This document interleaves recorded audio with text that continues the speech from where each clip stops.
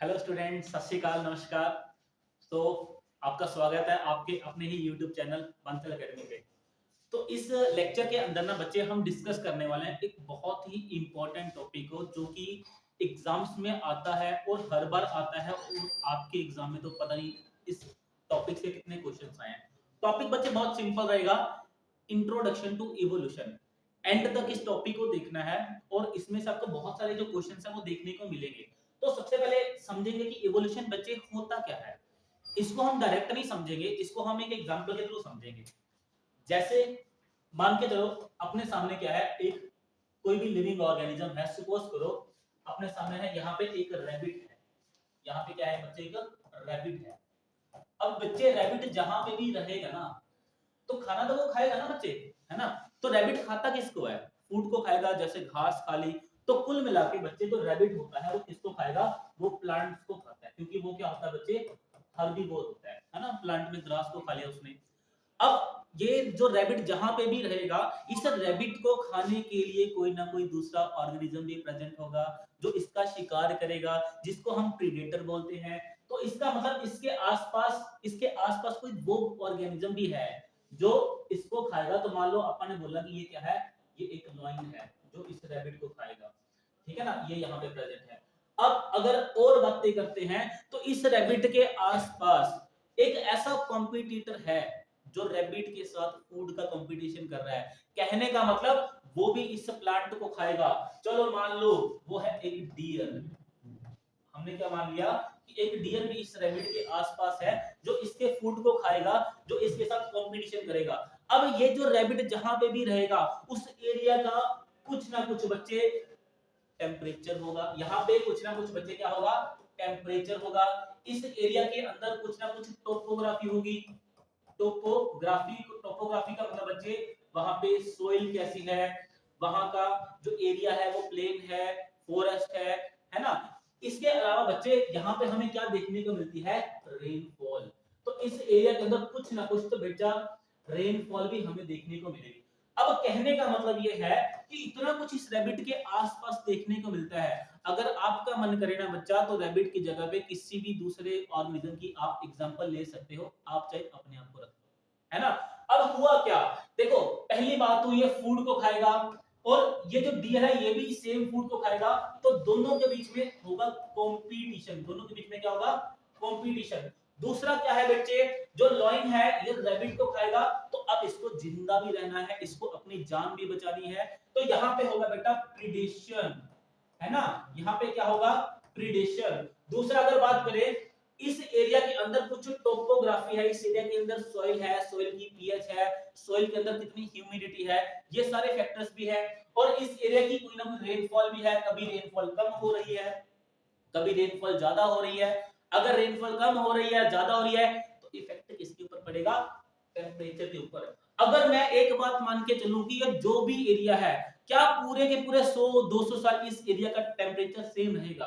क्या यहाँ की टोपोग्राफी के अंदर कोई भी चेंज नहीं आएगा? क्या यहाँ पे जो रेनफॉल है 100-200 साल एक जैसी होगी? नहीं, हल्की हल्की वेरिएशन जो है वो टाइम टू टाइम हमें देखने को मिलती है। ऐसा भी हो सकता है रेनफॉल आने वाले टाइम में ज्यादा हो, ऐसा भी हो सकता है रेनफॉल आने वाले टाइम में कम हो, ऐसा भी हो सकता है टेम्परेचर आने वाले टाइम में ज्यादा हो, कम भी हो सकता है। यह भी हो सकता है कि जो इसका प्रीडेटर है लॉइन, इसका नंबर बढ़ जाए। ये भी हो सकता है इसका नंबर कम हो जाए। जो फूड है इसके लिए ज्यादा अवेलेबल भी हो सकता है, कम अवेलेबल भी हो सकता है। कुल मिला के एक बात है, अगर इसके आसपास की कोई भी कंडीशन, उसमें कोई भी चेंज आया, तो उसका प्रेशर किसके ऊपर पड़ेगा, इस रैबिट के ऊपर पड़ेगा। और जब रैबिट के ऊपर प्रेशर पड़ेगा, तो दुनिया का हर लिविंग ऑर्गेनिज्म बच्चे सरवाइव करना चाहता है। हर लिविंग ऑर्गेनिज्म जब सरवाइव करेगा, तो सरवाइव करने के लिए वो अपने अंदर कुछ ना कुछ तो चेंजेस को लेके आएगा। और वो चेंजेस अगर थोड़े चेंजेस आते रहेंगे, तो एक टाइम ऐसा आ जाएगा कि उसके अंदर वो जो चेंजेस है वो परमानेंट हो जाएंगे। तो धीरे धीरे चेंजेस आते हैं, और वही चेंजेस जब परमानेंट हो जाते हैं, तो हम कहेंगे कि ये जो रैबिट है, अब ये टाइम के साथ साथ इसने अपने आप को क्या कर लिया, इवॉल्व कर लिया। इसने अपने आप को क्या कर लिया बच्चे, इवॉल्व कर लिया।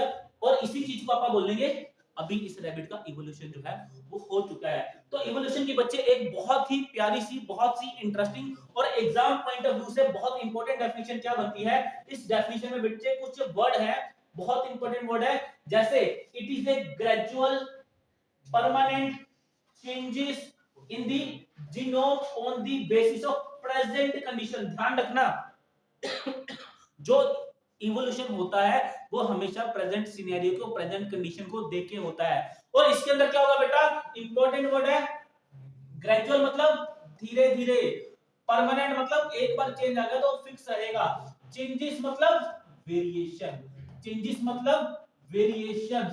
और ये वेरिएशंस बेटा हमें कहां देखने को मिलती है, ये वेरिएशंस बच्चे हमें देखने को मिलेंगी उस ऑर्गेनिज्म के जीनोम के अंदर। तो क्या होती है इवोल्यूशन की definition, it is a gradual permanent changes in the genome on the basis of present condition. Note कर लो ये डेफिनेशन, इसके ऊपर पेपर में क्वेश्चन आता है, बाद में पछताओगे कि सर ने बताया था हमने ध्यान नहीं दिया। ठीक है बच्चे, अब बात करेंगे आगे। एक्चुअली में यहाँ पे जो वर्ड है चेंजेस, इसका मतलब क्या है, इसका मतलब वेरिएशन। अब किसी भी लिविंग ऑर्गेनिज्म के अंदर जो चेंजेस हैं, जो वेरिएशंस हैं, वो आती कहां से है, क्योंकि जब तक वेरिएशंस नहीं आएंगी, जब तक चेंजेस नहीं आएंगे, तब तक इवोल्यूशन नहीं होगा। तो इवोल्यूशन को लाने के लिए चेंजेस चाहिए, और ये चेंजेस आते किसकी वजह से, ये चेंजेस आ सकते हैं रिकॉम्बिनेशन की वजह से, ये चेंजेस आ सकते हैं अरेंजमेंट, क्रोमोसोम्स के अरेंजमेंट की वजह से, ये जो चेंजेस आ सकते हैं इंडिपेंडेंट असॉर्टमेंट की वजह से, ये जो चेंजेस आ सकते हैं म्यूटेशन की वजह से, जेनेटिक ड्रिफ्ट की वजह से, नेचुरल सिलेक्शन की वजह से। हाँ हाँ मैं समझ गया, तुम लोग ये सोच रहे हो कि सॉरी तो ना कुछ, अरे एक एक चीज को देखेंगे ना, कंटिन्यू रखो, देखो ध्यान से, एक एक पॉइंट को समझते हैं। सबसे पहला पॉइंट है रिकॉम्बिनेशन, इसको समझ लो बच्चे, ये बड़ी इंटरेस्टिंग चीज है, और ये आज का जो टॉपिक रहेगा बेटा, ये आपको अलग अलग सब्जेक्ट के साथ जुड़ेगा भी। देखो ध्यान से क्या बोला मैंने, रिकॉम्बिनेशन, आपको पता है सेल डिवाइड करता है, आपको पता है बच्चे सेल डिवाइड करता है, और जब सेल डिवाइड करता है उसमें एक स्टेज आती है, मैं मियोसिस की बात कर रहा हूं ना, तो मियोसिस में जब भी सेल डिवाइड करेगा उसमें एक स्टेज आती है जिसको आप बोलते हैं क्या, प्रोफेस 1। प्रोफेस 1 के अंदर पैकेटिंग, पैकेटिंग के अंदर होती है बेटा क्या, क्रॉसिंग ओवर, क्या होगा, क्रॉसिंग ओवर। और ये एग्जाम का क्वेश्चन है, नोट कर लो, पेपर में सीधा क्वेश्चन आएगा, क्रॉसिंग ओवर कहां पे होती है, मियोसिस। देखो मियोसिस 1 के प्रोफेस 1 के पैकेटिंग स्टेज में, पैकेटिंग स्टेज में, और होती किसके किसके बीच में है, होती किसके किसके बीच में बेटा, non sister chromatid of homologous chromosome, homologous chromosome. अब इसको ध्यान से देखना, ये आपके सामने दो होमोलोगस क्रोमोसोम है, एक ये आपको ब्लू में दिख रहा है, एक आपको ये रेड में दिख रहा है। ब्लू वाले के अंदर ध्यान से देखोगे तो ये दोनों जो आपको क्रोमैटिड नजर आ रहे हैं, इनको हम बोलते हैं सिस्टर क्रोमैटिड। क्या बोलेंगे, सिस्टर क्रोमैटिड। अगर मैं इस वाले क्रोमोसोम की बात करूं तो यहाँ पे अपने को दो कैपिटल ए देखने को मिल रहे हैं और दो कैपिटल बी देखने को मिल रहे हैं, है ना, तो ये पेरेंट है। अभी बच्चे पता क्या होगा, अगर इन दोनों के बीच में हो गया क्रॉसिंग ओवर, मतलब इन्होंने क्या किया, सेगमेंट को एक्सचेंज कर लिया। जब ये सेगमेंट को एक्सचेंज कर लेंगे तो अब नया जो कॉम्बिनेशन हमारे सामने, पहले क्या था, कैपिटल ए के साथ कैपिटल बी था, स्मॉल ए के साथ स्मॉल बी था। मान लो यहां से जो सेगमेंट था, इन्होंने क्या किया, ये जो सेगमेंट था आपस में एक्सचेंज हो गया। देखो ये दोनों सिस्टर क्रोमैटिड है, ये दोनों सिस्टर क्रोमैटिड है। अगर मैं इनकी आपस में बात करूं तो आपस में बेटा ये क्या है, नॉन सिस्टर क्रोमैटिड है, किसके, होमोलोगस क्रोमोसोम की। तो ये आपस में जब सेगमेंट को एक्सचेंज करेंगे तो एक नया कॉम्बिनेशन हमारे सामने क्या बन जाएगा बच्चे, ये देखो ध्यान से, एक नया जो कॉम्बिनेशन हमारे सामने बन के आएगा उसमें क्या देखने को मिलेगा बच्चे, ये देखो ध्यान से, यहाँ पे हमें क्या देखने को मिल रहा है, कैपिटल ए के साथ हमें स्मॉल बी देखने को मिल रहा है। कैपिटल ए के साथ हमें क्या देखने को मिलेगा, स्मॉल बी देखने को मिलेगा, और स्मॉल ए के साथ कैपिटल बी देखने को मिलेगा। तो ये अपने पास जो नए वाले कॉम्बिनेशंस आए हैं बेटा, इनको हम क्या बोलते हैं, रिकॉम्बिनेशन। और जब भी रिकॉम्बिनेशंस आएंगे, वेरिएशंस देखने को मिली या नहीं मिली? आप बोलोगे सर वेरिएशन कहाँ है, झूठ बोल रहे हो। अरे कौन सी क्या झूठ है, ये देखो कैपिटल ए के साथ कैपिटल बी था, स्मॉल ए के साथ स्मॉल बी था, यहाँ पे नया कॉम्बिनेशन है स्मॉल ए के साथ कैपिटल बी है। तो जब जीनोम के अंदर वेरिएशंस आती है तो मैंने वही बताया था इवोल्यूशन तभी होता है, और ये किसके कारण पॉसिबल है, सिर्फ और सिर्फ क्रॉसिंग ओवर के कारण। और इस प्रोसेस को बेटा क्या बोलते हैं, इसको हम बोलेंगे, इसको हम बोलेंगे बच्चे रिकॉम्बिनेशन। ठीक है बच्चे, दूसरा जो स्टेप है that is arrangement of chromosome in metaphase. इसको भी देखेंगे, बड़ी इंटरेस्टिंग चीज है। और इसमें जो क्वेश्चन आता है ना पेपर में, वो सीधा सीधा क्वेश्चन होता है, लेकिन उसकी लैंग्वेज थोड़ी सी मोल्ड की होती है। समझेंगे क्या है, देखो अरेंजमेंट की बात है, एक काम करेंगे, इस डायग्राम पे मत देखो, पहले मेरी तरफ ध्यान दो। अपने पास ये दो क्रोमोसोम है, अपने पास बच्चे ये दो क्रोमोसोम है, आपको दिखाता हूं, ये देखो दो क्रोमोसोम ये रे, दो क्रोमोसोम ये रे। अगर इसका अरेंजमेंट ऐसा, ध्यान से देखना, मेरी बात को ध्यान से सुनो, जब मेटाफेज की स्टेज होती है तो क्रोमोसोम अपने आप को इस तरीके से अरेंज करते हैं नहीं करते हैं, करते हैं ना। तो मान लो ये क्रोमोसोम ने अपने आप को क्या कर लिया, अरेंज कर लिया। अब जब ये सेपरेट होंगे तो इधर के क्रोमोसोम इधर चले जाएंगे, इधर वाले क्रोमोसोम इधर चले जाएंगे। तो दो व्हाइट क्रोमोसोम इस तरफ आ गए, दो व्हाइट क्रोमोसोम इस तरफ, दो ग्रीन वाले क्रोमोसोम इस तरफ आ गए। ये क्रोमोसोम दोनों के दोनों व्हाइट एक सेल के अंदर चले गए, दोनों के दोनों जो येलो, जो दोनों के दोनों ग्रीन है वो दूसरे सेल में चले गए। एक तो ये वाला आपके सामने कॉम्बिनेशन है। अब मान लो अरेंजमेंट में हम थोड़ा सा चेंज कर दे, अगर मैं अरेंजमेंट को कुछ इस तरीके से कर दूं कि एक साइड हमें एक व्हाइट वाला क्रोमोसोम दिखेगा और एक ग्रीन वाला क्रोमोसोम, है ना। तो अब जब ये डिवाइड करेगा तो एक क्रोमोसोम के अंदर एक ग्रीन वाला क्रोमोसोम गया, एक व्हाइट वाला गया, तो मुझे बताओ ये नया कॉम्बिनेशन हो गया ना, है ना। तो जो अरेंजमेंट होता है ना मेटाफेज के टाइम पे, वो एक इंपॉर्टेंट फैक्टर होता है वेरिएशंस के लिए, रिकॉम्बिनेशंस के लिए। और ये वही यहाँ पे वही दिखाने की कोशिश की है। अगर आप पहले इस वाले केस में देखोगे तो दोनों तरफ कौन से है बेटा, रेड वाले क्रोमोसोम है, दोनों तरफ ब्लू वाले क्रोमोसोम है। जब ये सेल डिवाइड करेगा तो यहाँ पे दोनों कौन से क्रोमोसोम आ गए, ब्लू वाले, यहाँ पे दोनों कौन से क्रोमोसोम आ गए, रेड वाले। लेकिन अगर मान लो आप थोड़ा सा इसके अंदर सीक्वेंस चेंज करते हैं तो नेक्स्ट वाली स्लाइड में बच्चा ध्यान से देखोगे तो आपको क्या देखने को मिलेगा, यहाँ पे अरेंजमेंट ही ऐसा देखने को मिलेगा कि एक तरफ ब्लू क्रोमोसोम है, दूसरी तरफ रेड क्रोमोसोम है, ब्लू क्रोमोसोम है, रेड क्रोमोसोम है। जब ये डिवाइड करेगा तो एक सेल के पास एक रेड क्रोमोसोम आया, एक ब्लू क्रोमोसोम आया। पिछले वाले केस में क्या था, दोनों रेड थे, दोनों ब्लू थे।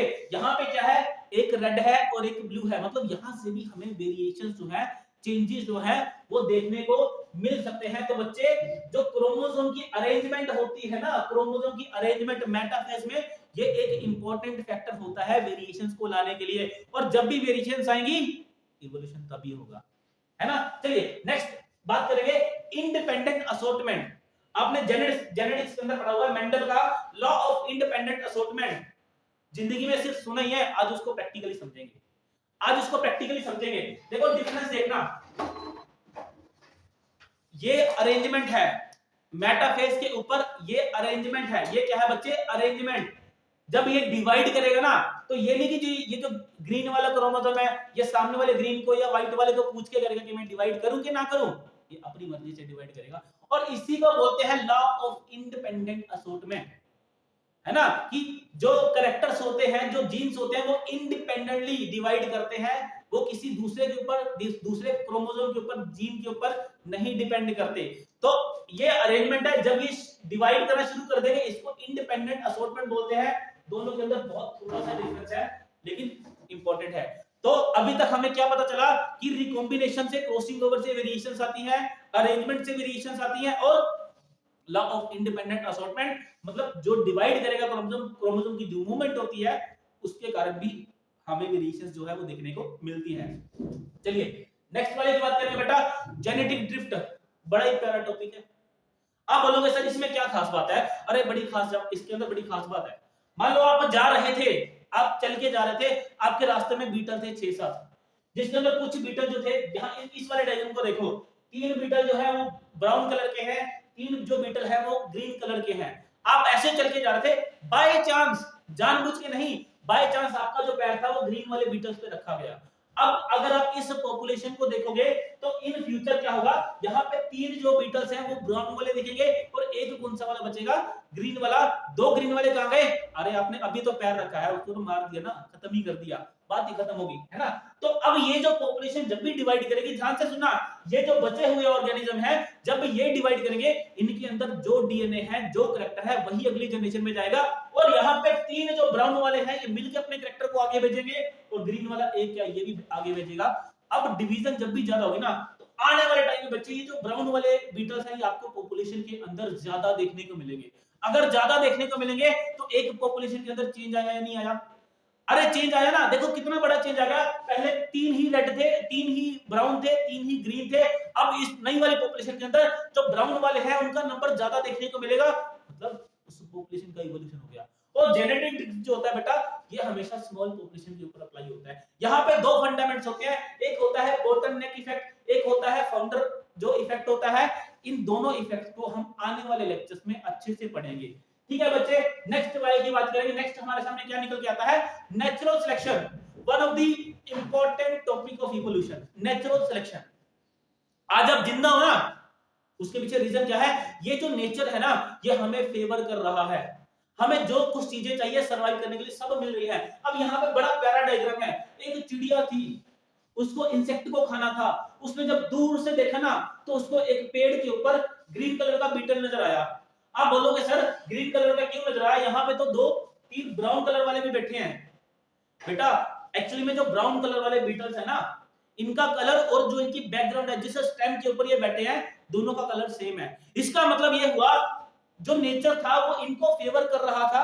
और एक बर्ड आया, एक चिड़िया आई, उसने क्या किया, ग्रीन वाले को दूर से देख लिया और आके उसको फटाफट से खा गई। अगर इस पॉपुलेशन की बात करेंगे तो आने वाले टाइम में जो ग्रीन वाले बीटल्स होंगे इनका जो नंबर है वो धीरे धीरे कम होता रहेगा और जो ब्राउन वाले बीटल्स हैं इनका नंबर बढ़ेगा। तो अगर ब्राउन वालों का नंबर बढ़ेगा इस पॉपुलेशन के अंदर धीरे धीरे वो वाला जीन ही गायब हो जाएगा जो कलर कौन सा करता है, ग्रीन कलर करता है। तो इसका मतलब इस पॉपुलेशन के अंदर भी चेंज आएगा। और बच्चे जब भी चेंज आता है, जब भी वेरिएशंस आती है, तब क्या होता है, बिल्कुल सही, तब होता है इवोल्यूशन। तो आज के लेक्चर में इतना ही करेंगे। किसी बच्चे को कोई क्वेरी हो आप कमेंट बॉक्स में लिख सकते हो, ठीक है बच्चे। और ऐसी ही और बहुत सारी वीडियोस जो आपको बहुत जल्द मिलेंगी। Thank you so much for watching this lecture. Take care, all the best for your exam.